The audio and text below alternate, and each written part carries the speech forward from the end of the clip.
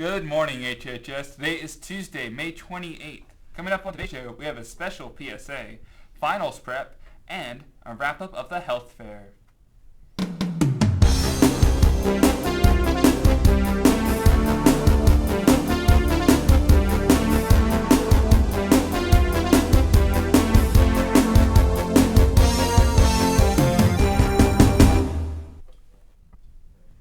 With school coming towards the end, finals get closer and closer. We're here to help teach you on how to study in order to pass all of your exams this year.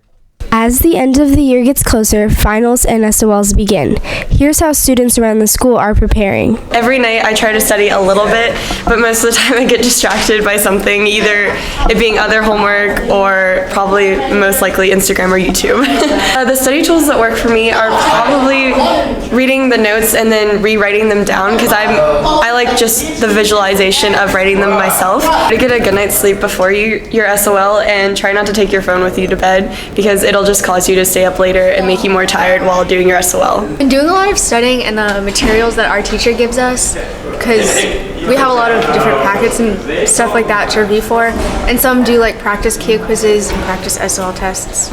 I think Quizlet is a really good way. I think everybody uses Quizlet. That's probably one of my favorite study tools. Don't doubt your own knowledge. That might sound really cheesy, but like, you know what you know and you have to go with that. It's common in school nowadays to hear language that may make individuals upset, offended, and maybe even a little sad. It's important to recognize that sometimes our choice of words can actually hurt people.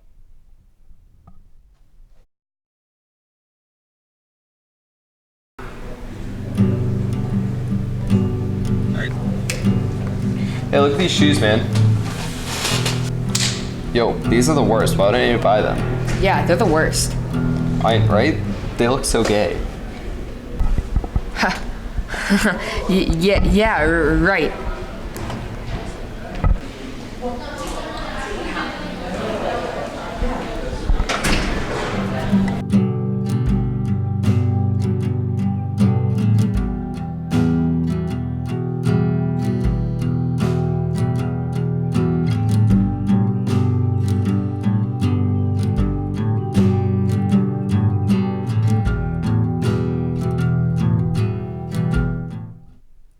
HHS hosted a health fair in the gym recently, where students could go during lunch to get information on health issues facing many teenagers, ranging from smoking to teen pregnancy, drug use, and even stress.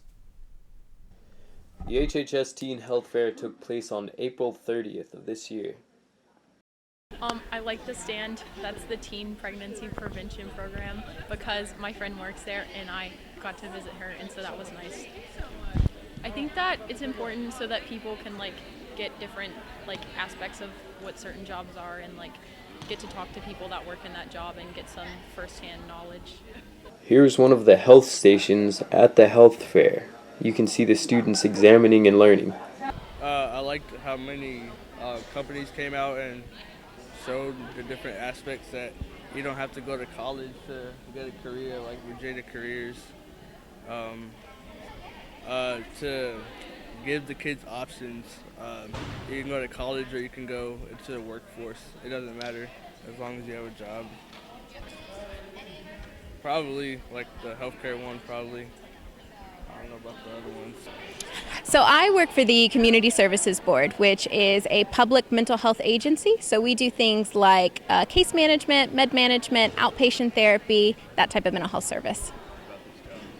I think it's good for them to know that it is an option for them to pursue a professional career in something like this, but also to talk about mental health in general, how common it is, how invasive it is, how hard it is to continue to do things in your daily life when you are struggling with some of these symptoms, but also that there's hope and that there are places to go. I think a good place to start would be going to our website and looking at our job postings. The job postings that you'll see up there are probably our most frequent and most difficult to fill. There are things like we have residential services, so we have staff that are qualified mental health professionals, QMHPs, that help oversee some of our adults with SMI, so serious mental illness, but case managers and things like that. That's a good place to go, and then start thinking about what level of education would go with those jobs. I think the most achievable job would be a QMHP, so a qualified mental health professional. You do need a bachelor's degree, but with that comes a certification process where you can do a lot of different jobs within the mental health field, things like TDT, residential services, case management, things like that. Make sure to follow WSBC Online on Instagram for more news and announcements. Also, be sure to check out our new sports show on the Blue Streak Broadcasting YouTube channel. That's all we have for you today, Blue Streaks. I'm Khalidou Amaya. And I'm Ryan Karakov. Stay classy, HHS.